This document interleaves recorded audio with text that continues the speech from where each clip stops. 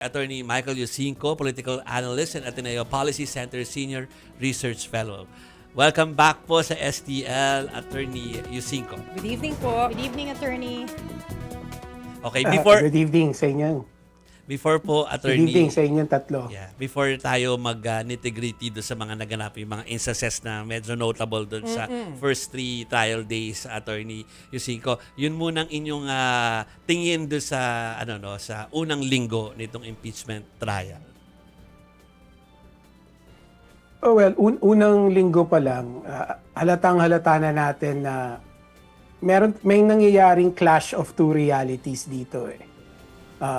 On one hand, nakikita natin yung tinawag ng isang very respected UP Law professor na judicialization of the process. No? Yung ibig sabihin, yung merong blind adherence and constant reference dun sa rules of evidence, rules of court. No? Na ang nangyayari na ngayon is yung mga senator judges, hindi sila nakakahabol, no? So because many of them have no legal background, no legal training, yung procedural technicalities na yung mga abogado ay yon ang kanilang ginagalawan, eh hindi na nagiging akma doon sa kakayahan ng ibang mga senator judges, ano. So nagkakaroon na ng sort of conflict sa dalawa. Yung isang reality ay nakikita natin that impeachment really is a political theater. No, na yung bawat actor, no, yung respondent, yung prosecutor, pati yung mga senator judges, dahil maraming camera, maraming TV cameras, ang nangyayari, they're very preoccupied with projecting, performing for an audience, no, their own audience. Na yung kanilang galaw, yung kanilang pagsalita, yung pagkilos, it's always virality in their minds, no, na paano ba to magva-viral or sigurado magva-viral ito kinabukasan sa SOCMED. So those are the two clashing realities that we are seeing now, na ang kinalalabasan is confusion sa atin, ano, sa publiko. Kasi right now, prolonged yung procedure dahil gustong patagalin ng mga protagonists by sticking so strictly dun sa technicalities na nawawala na tayo dun sa original na pakay natin, kaya tayo nagtatrial, which is to seek the truth. Ano ba yung katotohanan dito sa mga aligasyon na to? Pero, attorney, pupuntahan ko lamang po yung napag-usapan namin kanina, yung video na ipinakita dyan po sa impeachment trial. Kasi,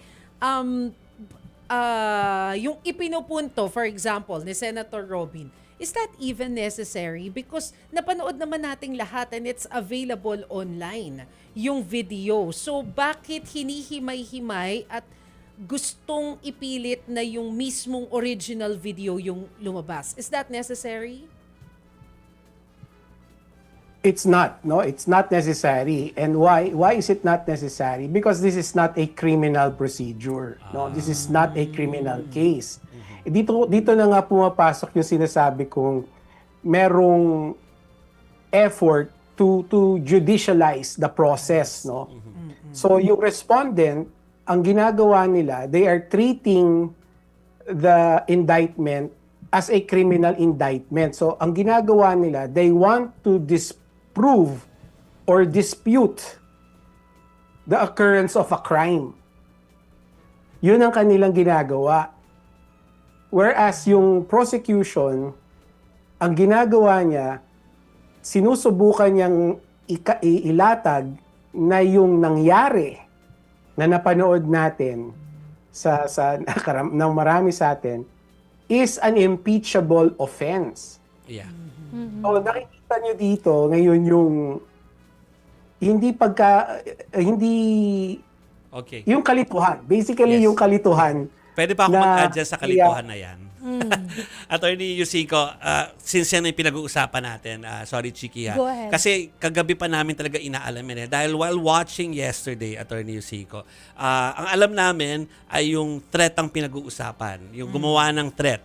Sabihin kung paano ginawa at paano nasabi at nabigkas or ibinato yung threat na yon. Pero yung kabilang panig, yung depensa, para sa kanila is yung sino yung assassin. Napatunayan ba kung meron talagang kinontak Ayan na pa. assassin? Right. So, ano ba talaga? At si iba naman ay yung technicality ng source ng video. So, bakit yon? Ang inaalam natin sa Article 4 ay grave threats and culpable violation of the Constitution.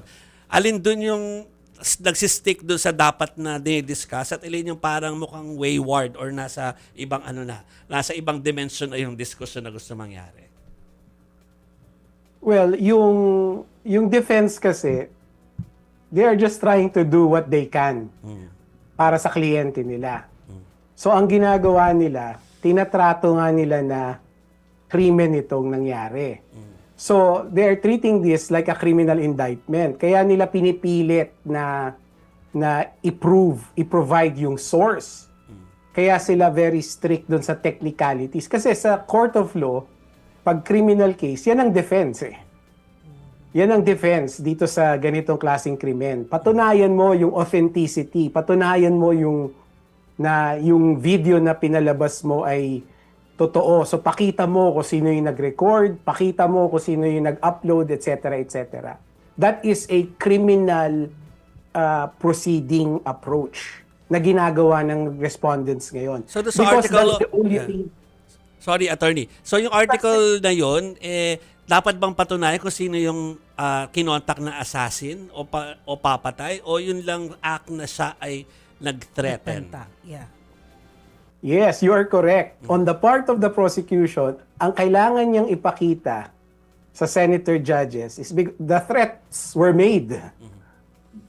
Right? The threats were made. So yung video, nakita na merong pagtatangka.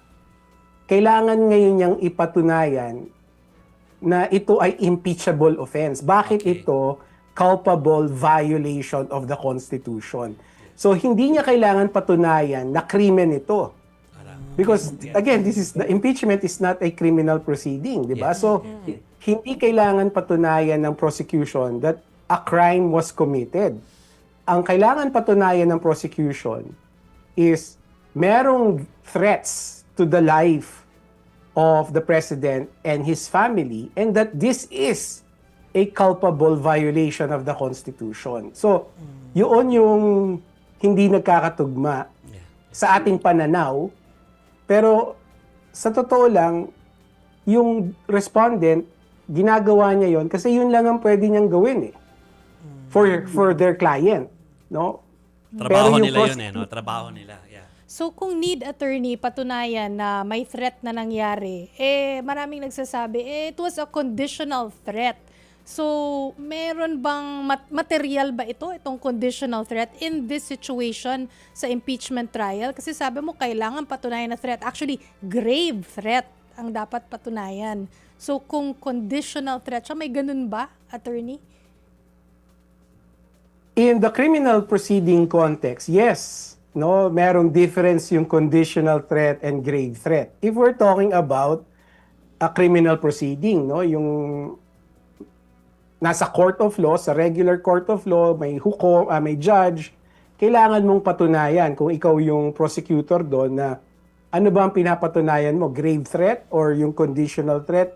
Because those are two different crimes, no? Now, ang impeachment context is it doesn't matter, it's irrelevant, no? Ang kailangan patunayan, threats were made. Threats against the life of the president were made by the vice president and that this is a culpable violation of the Constitution. Yun ang kailangan patunayan ng prosecution dito sa impeachment context. Hindi yung whether this is a grave threat or a conditional threat because that's a criminal proceedings context. So, hindi natin kailangang hanapin si John Doe at i-present doon dahil sa yung tinawag Yeah. na assassin. Assassin. Parang hindi Ibang natin- kaso na yun. Ibang kaso yun. Yeah. Pang-kriminal. Ibang kaso yun. Kung halimbawa kakasuhan ng grave threats si Vice President Duterte ng piskal ng Maynila Yeah. or ng Quezon City, wherever, yun ang kailangan niyang gawin. Tama. But Gets. dito sa impeachment court, hindi na kailangan yun. Those are not material anymore kasi ang kailangan lang patunayan is the threats were made and that amounts to a culpable violation of the Constitution. Okay. So, attorney, yun pupuntahan ko naman po yung mga pagpapatawag ng witness. Syempre ang inaantabayanan po natin yung mangyayari next week. Una po sa lahat, sino ba yung mga pwede nilang ipasabina? I wonder kasi 'di ba si Vice President hindi sa required na pumunta dun sa mismong trial. So ibig sabihin hindi siya kasama dun sa mga pwedeng ipatawag. Ganun po ba? That's correct, no? Hindi pwedeng patawag ng prosecution as their witness si Vice President Duterte because there is a constitutional protection against individuals accused of offenses, no? You cannot be a witness against yourself, in other words. Ikaw, hindi ka pwedeng tawagin, maging witness against yourself. Ako, hindi pwede. So does the Vice President. So hindi siya pwedeng tawagin to testify against herself. Okay. Pero next week, ina-expect po natin na haharap si Attorney Zulaika Lopez. Pero I wonder kasi every time na nanonood tayo ng mga hearing sa Senado, lagi naming naririnig yung right against self-incrimination. Pwede So ba ang yun? worry ko, baka mamaya gano'n na naman yung marinig natin. Pwede ba yun? Yes, of course, no? Kasi sa impeachment, nag-a-apply pa rin yung mga constitutional rights natin, yung Bill of Rights natin. So, she can certainly assert that, no? Na meron siyang karapatan not to incriminate herself. So, nasa ano na yan? Nasa pagtatanong na yan ng prosecutor, no? Ano na yan? Kumbaga, strategy na yan na paano mo itatanong o paano mo ilalatag yung tanong na hindi lalabas na ini-incriminate ng testigo yung sarili niya. So, that will now depend kung gaano kagaling yung prosecutor na magtatanong. Attorney, habang gumugulong itong impeachment trial process, I'm sure mas marami kaming itatanong sa inyo. So sana next time po, nandyan pa rin po kayo, available po when we call you. Pero for now, maraming salamat, Attorney Michael Yusinko. Thank you. Thank Salamat, you, Attorney.